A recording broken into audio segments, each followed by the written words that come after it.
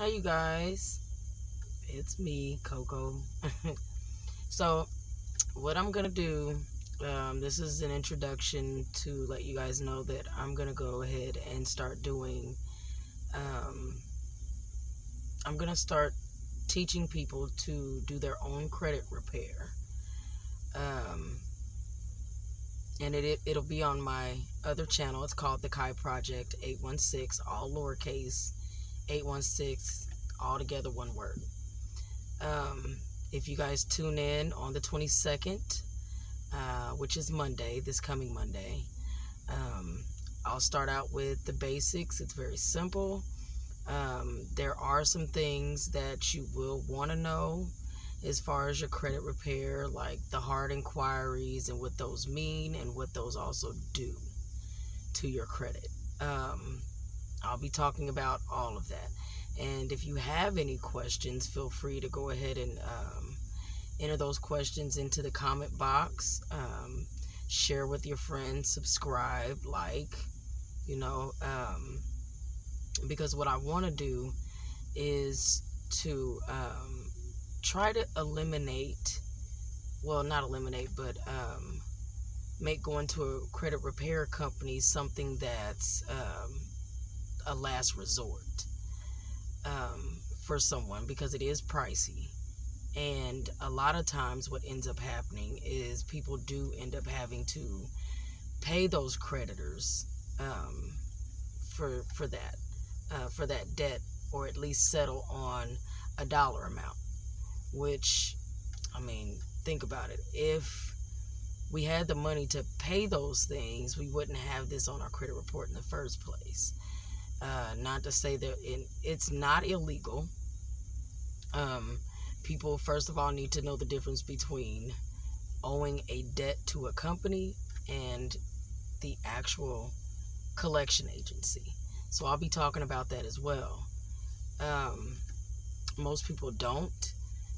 Most people don't understand the breakdown and how they actually rate and what percentage of certain things that are on your credit actually mean, and what it does to your credit, how it affects your credit positively or negatively. So I'll be talking about that as well.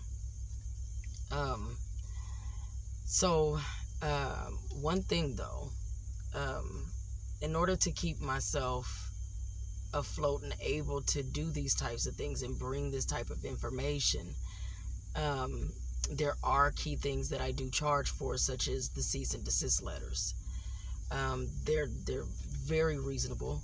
I've seen on, in other areas where they charge for the entire package, um, for you to teach yourself how to do these things, and it's not always user friendly, for lack of a better word.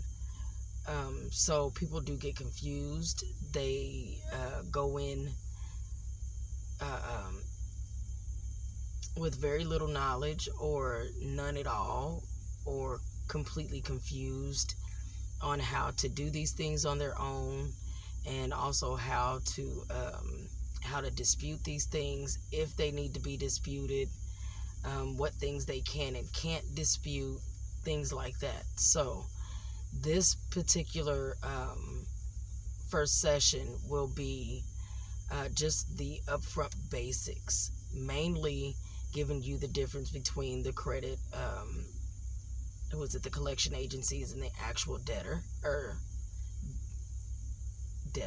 basically, and the dettee, which would be you. Um, and it will give some breakdowns on how to dispute those. Now, everything is not completely clean cut. So, as far as the verbiage, disputing these things, so I would advise that you come to this session um, with an actual pen and paper so that you can take notes, because it's very important that the verbiage is very important for the actual dispute. Um, Some people have difficulty articulating certain things. So this way, there will be no confusion. You will be disputing these things with the proper verbiage as far as how it's said and what needs to be said. There will be a complete breakdown for that as well. Now, as far as the cease and desist letters, one thing I do want to say, most people don't know. With a lot of collection agencies, or not even collection agencies, a lot of companies, things like that, it doesn't matter if it's, let's say you applied for a credit card and you were not able to actually pull that line of credit from that company. Well, what they do is what they call a hard inquiry. And what most people don't know is they'll tell you that it takes maybe 1 to 2 points to do a hard inquiry, which is absolutely not true. They can take anywhere from 2 to 12 points off of your credit for that one hard inquiry. And something else that I've noticed quite a bit in my journey, my years of repairing credit, these companies don't just run your hard inquiry one time. A lot of times it's a repeated thing over a period of time. I actually had a particular guy that tried to pull a line of credit through a credit card company, and he never did obtain that line of credit. But they, like I said, they told him that it would take 1 to 2 points off of his credit. Well, when we actually pulled his credit report, this particular company was continuing to do hard inquiries on his credit, and it went over the course of 2 years, and they did it every 2 weeks for a 2-year period. So can you imagine doing those hard inquiries, hitting your credit at anywhere from 2 to 12 points per hard inquiry? That's a lot of points missing off of your credit just for that particular one company. Now, something else I want to add with that, when they do those hard inquiries, like I said, it takes 2 to 12 points per inquiry.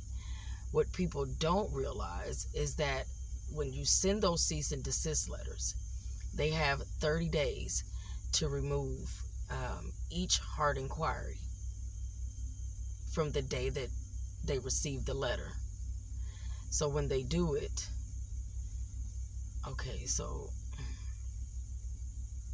when they do it, I'm sorry, a bit of a distraction to the right of me over here. When they do the hard inquiries on your credit like that, and you send that cease and desist letter, like I said, they have 30 days to remove that. And if it's not done in 30 days, then you, as a consumer, have a right to sue that company for $1,000 per inquiry. Keep that in mind. So it is very important that you keep your paperwork, you keep all of your proof of disputes, you keep all of your copies of your cease and desist letters. If you mail off a cease and desist letter, it is mandatory that you do it certified mail with a return receipt, because that is your proof that you've actually submitted a cease and desist letter to this particular company, which will prove to benefit you in the long run when, if in fact, which I hope it doesn't ever have to come to that point with you all, although, the money is always good, if in fact you do have to go as far as taking it to court. Now, in most states, it's I think it's anywhere from $37 to $67 to file in court, so that you can have that court date and present all of your documentation. And I would advise you to go on that your court website and make sure that you have all of your I's dotted, all of your T's crossed. They have, in some cases, they have specific manners for which you have to submit your paperwork and your proof for your case. And I would advise you to go ahead and follow those rules and those criterias to the T, so that you can make sure that you not only protect yourself, but you can also present the proof and the evidence that you have in the manner that is required of you, so that you can ensure that you win that case. Important, you guys. Anyway, so I just wanted to go ahead and let you guys know that I will be starting those. I'll be starting those videos. What is it? The 22nd, which is Monday. This very following Monday that's coming up. And I'll start doing those once a week. And of course, being it's recorded on YouTube, you guys on my channel, then you guys can always go back and rewind, fast forward, all that good stuff, and take notes that maybe you missed the first time. I don't know about you guys, but it's like me watching a movie. Sometimes I may not catch everything the first time around, but the second time I watch the movie, the third time, fourth time, whatever, I always catch something new. So this way, you guys will be able to go back at your own discretion and view what it is you need to view, so that you can get a complete and full understanding. Thank you, guys. Have a great night, and I'm going to go ahead and go to bed. It's 2:30 in the morning. Work. Yeah, they call me a workaholic, and I'm okay with it. Have a great night, you guys. See you Monday.